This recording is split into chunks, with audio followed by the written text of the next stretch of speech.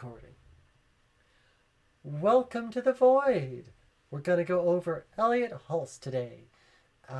Haven't gone over him on this channel, I believe, but he is a weightlifter and good at bodybuilding, as you can tell from his build. That is something he is known for, something he built his brand around. Really good stuff. He is also a Christian fundamentalist who does not believe in a lot of things and believes in the extreme power of prayer and faith, and is kind of a chud. So we're going to go and see what he has to say, and then we'll try to figure out if what he's saying is actually worth keeping, like his weightlifting advice, or worth tossing into the void, like most of his other advice.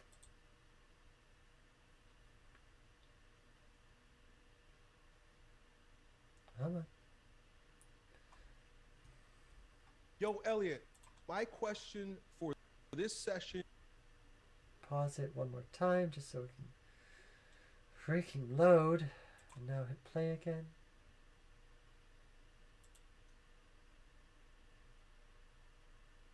I don't know why my computer's having so much trouble. This is not fun. Is how do we build a positive self-image from a negative one? Well, you don't. You drop the issue altogether because both are fake. Any self-image that we have of ourselves is contrived. It's made up. It's not easy to see ourselves as we are, right? That's why feedback is good in a way, right? Getting feedback, getting a mirror, getting somebody. All right, I'm going to pause this before he goes too far. But so far, I agree with him. How do you move on from a negative self-image to a positive one? You distract yourself and look at something different. Trying to force yourself into a new mindset is not easy, and it's almost impossible. But if you allow yourself the time to move to something different and allow yourself to get some perspective on who and what you are and who and what people see you as, that can be incredibly helpful. And it can also allow you time to change without having to put in so much back-breaking effort. So far, I agree with this. To mirror you or tell you about yourself is really actually very helpful. That's why people go to psychoanalysts and stuff, right? Because they want to be able to see yourself rightly. So I'm going to actually put a nail on this one. I'm going to put it real simply. You don't need a positive self-image. You don't need a negative self-image. You need to see yourself rightly without judgment. Exactly. See yourself as you. What he just said is so important. I agree with him 100%. See yourself without judgment. Accept your flaws. They are a part of you. That doesn't mean they're a bad thing. It just is something you have to be aware of. Accept your positives. They are not something to focus on. Just accept them. You have these things. That's great. Both parts in equal measure. Because that way you can get a full sense of who you are. So far, Eliot Hulse, so far good advice. You are both positive and negative, right? I see and I acknowledge the various positive things that I have going on for me. I recognize various fruits that have come in my life and various gifts I've been given. I also am very aware of my sinfulness. I'm very aware of the negative sides and dark sides of Eliot Hulse. I don't like that he calls it sinfulness, but that's a personal thing. I know he's religious, so if that's what he wants to call his negative aspects, by all means. I've come into contact with it many times, so much so now that when I see it, I'm careful. Mm-hmm. And it's funny because even the positive things can turn into negative. I think that's an important thing, is you have to be aware of it and not like interact with it too much, because the more you interact with stuff like this, the more it can sort of, like, you can focus on it and it can sort of be consuming. And that can lead you down a path that is not healthy. The same goes for, like he's about to say, focusing on the positives. If you just focus on the positives only, and like that can also lead you down a path of like only like rose-colored glasses, only seeing the good stuff, never seeing the bad stuff, and it can make those good things into bad things because uh, you encourage it to an extent where it is then unhealthy. Negative things if you don't see it rightly. Whoo, this is huge. If you don't see yourself rightly, you can fall into pride. So it's not about negative or positive, it's about truth. If I see myself positively, right, I can fall in love with that image, Mm-hmm. but it's a fake image because it's not lasting. Nothing lasts. And it damn sure isn't going to last because there's a demon inside me. There's a dark side inside. Okay, here's where I think I'm going to start to disagree with him. So far, everything he said has been on point. Everything he said has been really nailing it. But the but what he's about to say about like, yeah, positivity and is not going to last forever. The good times are not going to last forever. That's all true, and you can accept that without like being afraid of that. Like, okay, things are good now, and I'm just gonna accept this and ride it out like a roller coaster, so that when the bad times come, I know that those will fade too, and we'll just keep going through life. Accepting the positives too much leaves you unprepared for when things get difficult and things get hard, or you start seeing mistakes that you've been making, and then it can be easy to be overwhelmed by them. But what he's saying is that this is he's going to link this with darkness, inner darkness, and sort of make it into a religious metaphor. That's my prediction. And I don't think that's an accurate way of describing it, because that religious connotation can be disingenuous. It can be sort of unhelpful.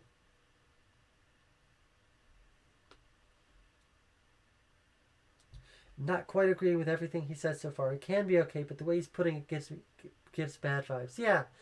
Yeah. No, I'm getting that too. The way what he's saying on the surface is good, but then like the way he's saying it and the way he's connecting it to things, like I think we're about to get into now, it gets a little sketchy. Me, right? Where's this? Is an old saying that there's a wolf. There's two wolves inside me. Good wolf This and a whole bad thing. wolf, right? And every day these wolves are fighting, right? But the idea is for the righteous to survive, the righteous to go on. You want the good wolf to win, right? Because that means you're going to make generative decisions in your life.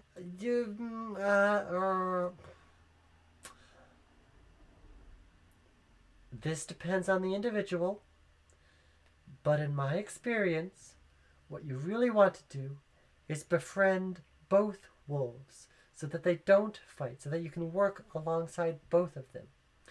You have to acknowledge and work with your flaws, and sometimes you can even use those to your advantage. You have to work with and acknowledge your pros, but not let yourself get so carried away with them that you end up hurting yourself or others. You don't want too much of any one thing. And to assume that you want the good wolf, the wolf that has the positive aspects to win out, denies yourself, denies a whole half of who you are in this metaphor, and you are shutting down a large part of who you can be. And that's not healthy when you're trying to express yourself. The medically recommended number of wolves inside you is 0, not counting headmates. Absolutely. Please no wolves. But if that good wolf wins, Satan's very sneaky.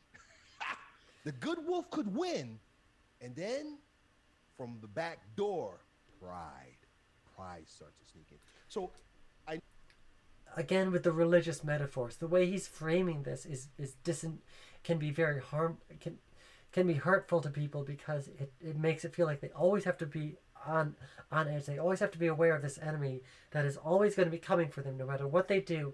And even if they defeat the bad parts of them, they'll never win, because there's just no hope. It's not a healthy mindset. I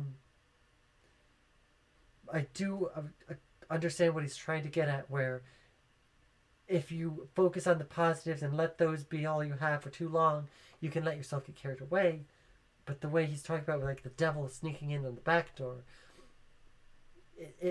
that's a bad way of saying that metaphor. It leads to bad implications. I don't want this to sound flippant, but I want you to recognize the importance of this very people say it all the time. I forget the word, but I don't want you to take it lightly. The truth is, it's about humility. Yeah, because that's fair. A negative person is not humble, right? No. A negative person is too humble. A negative person will be unable to compliment themselves or accept compliments because they don't feel it fits them. They feel that a disconnect between any positive traits and themselves. That is too much humility. Yes, humility is good, and we should aspire to have it, but it's also good to not be completely humble to the point where you are self-deprecating. Please don't do that. You are worth that is love sinful, that's doing mean positivity. things or thinking bad things or even depressed. Depressed people here are we go. prideful. Depression comes from pride. Well, it's hang taking on, yourself what? too damn seriously. Wait. I need to hear that again. I'm sorry. I need to hear that again. What? I think I just got whiplash. That is sinful, that's doing mean things or thinking bad things or even depressed. Depressed people are prideful. What? Depression comes from pride. It's taking yourself too damn seriously. What the heck are you talking about? No, depression is not taking yourself too seriously. Depression leads to people discounting themselves and thinking that they are worth nothing. That is the opposite. That is the opposite of pride. It is too much humility. It is too much just apathy. It is, you can't bring depression down to one single word and just say, oh yeah, depression? No, that is just humility. That is just pride. Pride is the opposite of depression. Too much pride is narcissism. Too much pride can lead to anxiety. Too much pride can lead to harming others and an inability to see consequences. That is not what depression is. Depression is the inability to experience joy in a chronic way, to experience dopamine or serotonin. This is just taking a turn all of a sudden to some terrible advice. This is a real bad take. If you take yourself so seriously that you're depressed, that means you have a pride problem. No. And as I said earlier, the positive side can also lead to pride. So really it's not, let me put it this way, the issue is not positive or negative, it's pride or humility. And I don't want you to take that word humility to the way many people put it.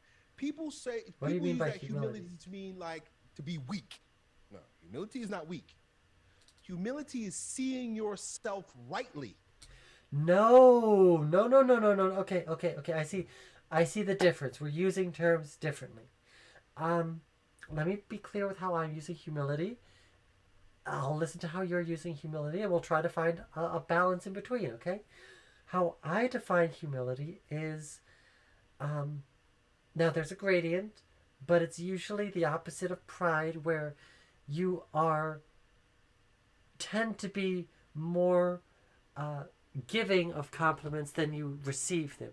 You tend to be more comfortable telling others how good they are and less comfortable hearing how good you are. And it can also lead to deflections of these compliments. That, to me, is humility. It can be, if, in extreme cases, an inability to see yourself correctly because you do not see the good in yourself, or you do not see the aspects that others think is worth enjoying. And enjoying is a subjective thing. Everyone is worth. No, worth is a loaded term, but you know what I mean. And if we see ourselves rightly, we have to recognize that we are under the authority of our Creator. No matter how great I am or great things I do, I am still under the authority of my Creator. Okay, this take can lead to more bad mental health because it can feel like you're trapped and that you have nowhere to go a lot of the times. When you're in a bad mental health place, it can feel like you just are trapped and have nowhere to go. So you reach out to this Creator and nothing changes. So you just feel even more trapped. What he's suggesting as a good thing can actually be a cage where there is no help, there is no escape, and the one thing that was set up becomes the villain because nothing is changing when there's, according to the belief, someone that has the ability to change things. Do nothing. There's nothing that you could do or I could do without the guiding hand and grace of God. No, right? I can do a lot of things without God. I can drink water without God.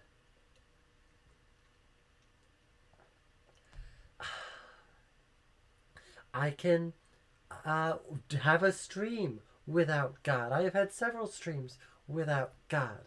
I can curse God without God having to exist. I can curse the idea of God.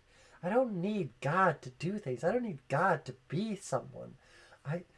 That's another thing that with this God belief can lead to. It can lead to this dependence on someone else outside of yourself for a sense of worth. And that is unhealthy in and of itself.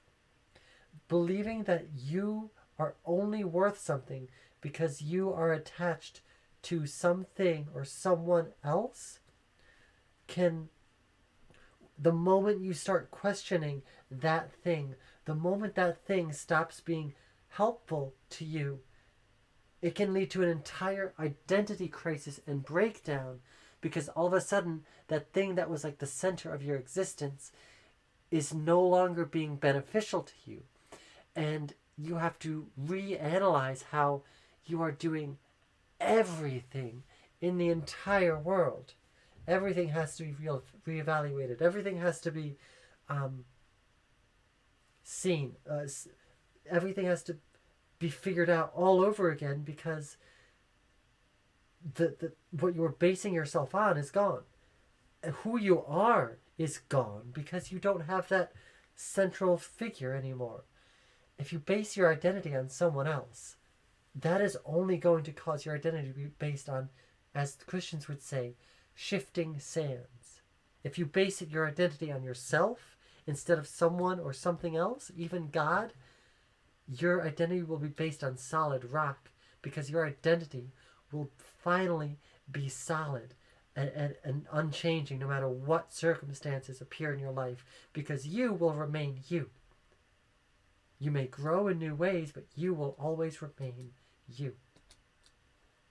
Like saying that's like an app, right, on your phone, right? Like, oh man, this is an amazing app. This is the best app ever. This app does all the amazing things that need to be done, and it's the number one app in the world.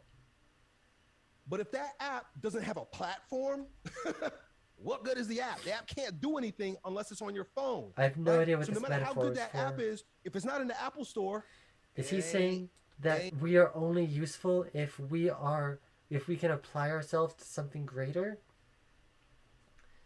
I mean, sure, if you want to look at it that way, like, I am a better person because I'm applying myself to something I enjoy. I am doing Twitch streaming, which I enjoy.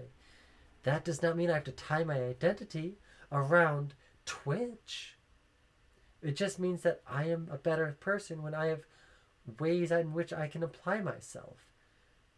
But again, applying yourself to something and being a better person because of that is different from basing your personality around someone or something outside of you. And that is not an app. We are not apps that do specific things day in and day out because of our programming. We are human beings who have individual thoughts and needs and desires and can change and grow as time goes on, based on ourselves and our own desires, not some programmer who can type in our code. We are more unique and worthwhile than that. If it's not in the Android store, it ain't a good app because there's no platform for it. You can't blame a bad app either if it's not on a platform. We are on the platform of God's creation. I don't do anything. You do anything without the platform from which we come and go back, which is God the Father, right? So humility is for an app to recognize, hey, look, whatever happens in this app, good or bad, the bottom line is I need this platform. I need this iPhone. The app needs the iPhone. Good or bad, whatever I do, the bottom line is I need God the Father. I need the Creator. I want to be clear. You do not need God the Father. What does that do? It makes you see yourself right. Yeah. You do not need God the Father. You do not need Jesus. You do not need Muhammad or Buddha or anyone. All you need is yourself. Okay? You don't need to worry about what someone else says. You don't need your family to tell you what your identity is. You don't need your friends to tell you what your identity is. You don't need school or some dream to tell you what your identity is. All those things are important, but all those things are separate from your core self, your core identity. Who you are as a person is based entirely on your experiences and your personality and your own decisions. That's it. It's not based on what someone else says or thinks about what you should be. And if someone tries to tell you that that's what you should be doing, that you should be basing yourself off of God or basing yourself off of Sonic the Hedgehog or basing yourself off of being the best in school no matter what, like, yeah, these are lofty goals and worth chasing if that's what you want to do, but that doesn't mean that that's who you are. It just means that that is a goal or a dream that you can aspire to. You can aspire to be closer with God. You can aspire to be better at Sonic the Hedgehog. You can aspire to be the top of your class. But while doing all that, you can also be funny or charismatic or nerdy or prideful or lustful or anything. That you can be those things and also have goals outside of yourself. Those goals and those ideas outside of you don't affect you. So trying to base yourself off of something outside of yourself will only cause harm because it causes separation and doubt when you're trying to figure out who you actually are. It can be very confusing. This is the opposite of good advice right now. It puts your ego, it puts you in right order with things. So that's my long, short answer, which is essentially, it's not about positive, it's not about negative, it's about pride versus humility. I gotta pause it right. Oh, I missed it. Let's see if I can pause it at that spot again. That's my long, short answer. Oh, I'll try one more time, and if I don't get it, I'll just move on. So that's my long. All right, perfect. I'm just gonna grab this real quick.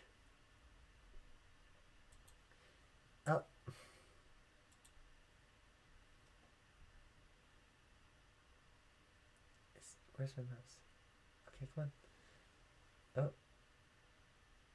So, while I'm doing this, I think Eliot Hulse has the right idea. I'll give him that. He has the right idea, right? he has this idea that identity is based off of like who you are, and it can change, and there's good and bad aspects of a person's identity, and it's okay to have those and admit that you have those. But his advice of where to go from there is not really helpful.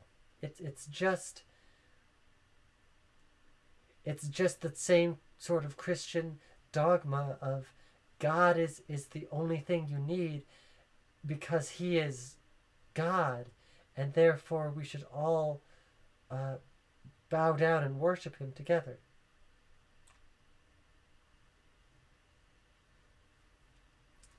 It's I agree with it up until that point where it takes that like sharp left turn into thinking that everything out there is just fake and result of something so easily fixable like pride. And that's the point where it just goes off into the crazy town, and it just is like, what are you talking about? Anyways, let's keep going with this.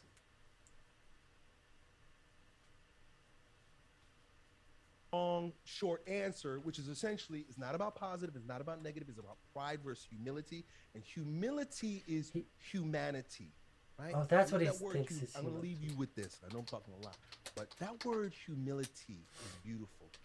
The root word humility, from humility, hume, which is where we get humus. What is humus? It's the nourishing stuff in the soil. In the Bible, it says that God made it. Okay, I want to hear his definition of humility again. Leave you with this. I know I'm talking a lot, but that word humility is beautiful. The root word humility from here's definition. Where is it? Not about positive, it's not about negative, it's about pride versus humility. And humility is humanity. Right? Okay, first off, I want to point out how he's lowering everything possible that you could ever experience into just a simple battle of black versus white, good versus evil, pride versus humility, where pride is evil and humility is good, right? It's unhelpful to view things like this because it leads to such black and white thinking and oversimplifying of the actual world, which we saw what it leads to when he compared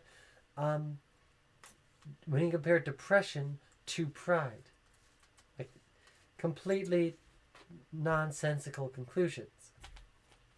Now, as for humility being humanity, those are two different things entirely. Humility is the opposite of pride. Humanity, in the way he's using it, is what makes us human. You can be a human who has pride, and that's okay. You can be a human that has humility, and that can be a bad thing. That doesn't, just because you have something, doesn't mean, just because you have humility or some other trait, that doesn't make it any, that doesn't make you any better for experiencing that. That doesn't make you any better for having that trait in greater abundance than someone else. You just are different, and your humanity is not dependent on the alchemical mixture of pride versus humility versus chemical X that's in your system, right? You're not a Powerpuff Girl. You're just you. And you don't have to be prideful. You don't have to be you don't have to be humble. You don't have to be anything. This is a oversimplification that can lead to very bad conclusions. Come on, I hit play. Come on. I love that word. I'm going to leave you with this. I know I'm talking. All right, let's go. But that word humility is beautiful. The root word.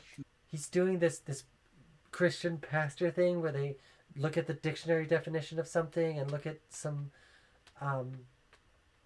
word origins to see if that can help their case.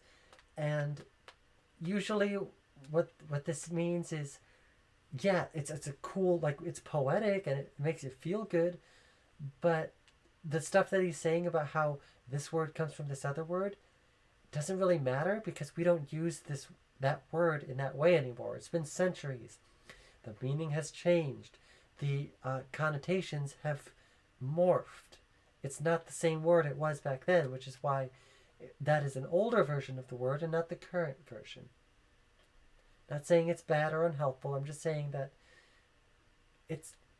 Actually, I am saying it's unhelpful. I'm not saying it's bad, but it is unhelpful in this situation. Humility, from humility, hume, which is where we get humus. What is humus? It's the nourishing stuff in the soil. In the Bible, it says that God made us from the dust. It's about dirt, right? It's about the nourishing stuff in the earth. So humility is humanity, and humanity is rotten plant and animal material? I mean, on some level, you aren't wrong. We all get the parts of our body from, like, consuming dead animals and plants. So I guess technically, if you want to look at it that way, but that doesn't say anything about our character or identities. That just says something about our chemical makeup. All right, Eliot. All right, sure. Humility, right, is being earthly. It's being down to earth. But earthly is bad in it Christianity. Also is where we get the word human. Humility, human. We're made from the... Okay, this is just word connection. There's no actual connection between these words. They have different connotations. Humility and human, even if they have similar links, it's not the same word. They aren't related anymore. This is just disingenuous. The humus. We're made from earth stuff, right? One last one, which I think is beautiful. Humor. Oh boy, here we go. Humor, which is very human. Animals don't make jokes. Animals don't laugh at stuff.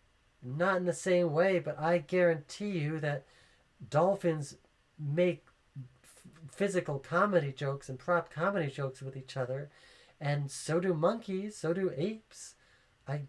I know this because those are both intelligent animals that play around and look to have fun, and are social animals that look to have fun with each other. They will do silly stuff just to entertain those around them. That is a joke. Doing something silly that makes other people happy. When a monkey puts its hands above its head oh, I can't believe this. It's laughing. That's a monkey's laugh. It's not the same as ours, but monkeys aren't the same as us, so why would it sound the same? This is just a silly point that doesn't make any sense when you even think about it a little bit. Right? They don't get humor. It's very human to be humble and to understand humor. And here's the last one. This is the icing on the cake. Are we not done yet?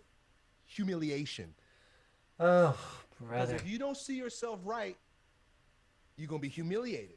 You're going to be brought right back down to earth. I know. I've been there. That's also what happens when you have too much humility. When you feel that you aren't worth anything and are admitting to being low. That is humiliation. Yes, these words are linked. I will give you that. These words are definitely linked. But this kind of disproves your point, because humiliation is the extreme of humility. And when you are only humble and have no pride, you humiliate yourself. I'm sorry, but that's how it goes. Your advice just backfired because of your last point. I've been humiliated. You know what humiliation does? Makes you humble. So that's it, dude. Forget all the positive, negative stuff. See yourself rightly. Done. Yo, it's your bro Eliot. I hope you enjoyed All right, that then he video. does his little If you did- ad thing. Yeah, okay.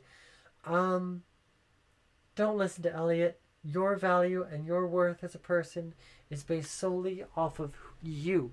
And you don't have to try to be better to be worth anything. You don't have to try to be better to feel like you are a person. You are a person right now, exactly as you are. You're 100% valid as you are, no matter what anyone says. You don't have to try to do better to be a better person. Don't match yourself to someone else's standard. Find your own standard and work with that. If you want to get over a negative self idea and get to a positive self-image, what you want to do is let yourself have the time to accept yourself. You have to learn acceptance. And from there, you can begin to grow because you'll know who you are and what you want to become. And you'll be able to accept yourself when you change into things that you were never anticipating. That's really fun when that happens. Anyways, thanks for watching. The Void loves you very much. Throw your comments, thoughts, all that stuff down into the Void in those comments below. Hit like, share, subscribe, all that YouTube stuff, and thank you. Stay safe out there.